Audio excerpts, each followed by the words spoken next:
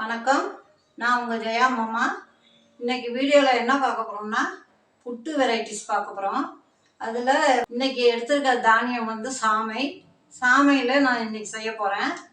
எல்லா மில்லட்ஸ்லேயுமே செய்யலாம். இது சாமை 6 மணி நேரம் ஊற வச்சுருந்தேன். தண்ணியை நல்லா வடித்து எடுத்துட்டு அரிசி புட்டு மாதிரி மிக்சியில் அரைச்சி பவுடராக எடுத்துக்கலாம். ஈர மாவு தான் இது. இந்த மாதிரி மிக்சியில் அரைச்சி இதை வேக வைக்க போகிறோம். இப்போ இட்லி பாத்திரத்தை தண்ணி வச்சுருக்கேன், கொதிச்சிட்ருக்கு. மாவை இதில் வைக்கிறேன். துணியில் கட்டி ஆவியில் ஒரு 5 நிமிஷம் வேகட்டும்.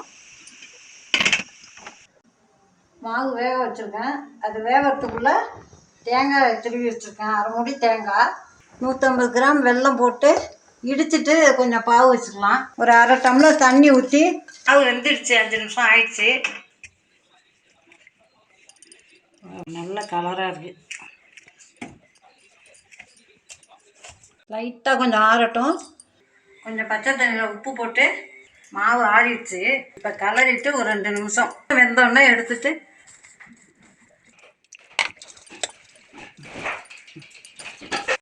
இந்த மாதிரி இருக்கணும், புடி படுற மாதிரி இருக்கணும். இட்லி பானையில் ஒரு 2 நிமிஷம் வெந்தால் போதும். நான் 200 கிராம் சாமை ஊற போட்டுருந்தது. 150 கிராம் வெல்லத்தை பாவு வச்சு வச்சுருக்கேன். அதுக்கு ஒரு அரை மூடி தேங்காய். இந்த தேங்காயும் இந்த மாவோடையே அது வைக்கிறேன். நல்லா வாசமாக இருக்கும்.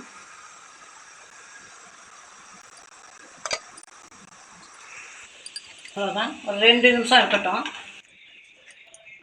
நல்லா வெந்துடுச்சு. இல்லைன்னா ஒரு நிமிஷம் எக்ஸ்ட்ரா வச்சுக்கலாம், வேகாமல் இருந்தால்.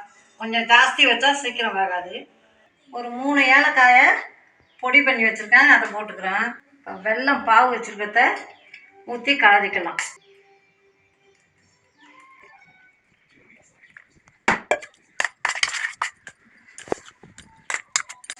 நல்லா டேஸ்ட்டாக இருக்கும். ஹெல்தி தான் இது, எல்லாருமே சாப்பிட்லாம். சாமை புட்டு ரெடி. நீங்களும் செஞ்சு பாருங்கள். உடம்புக்கு ஹெல்த்தியானது தான் இது. பிள்ளைங்களுக்கு கொடுக்கலாம், எல்லாருமே சாப்பிட்லாம். வெல்லமும் போட்டுக்கிறதுனால. பிடிச்சிருந்தா லைக் பண்ணி ஷேர் பண்ணுங்கள், கமெண்ட் பண்ணுங்கள். நன்றி, வணக்கம்.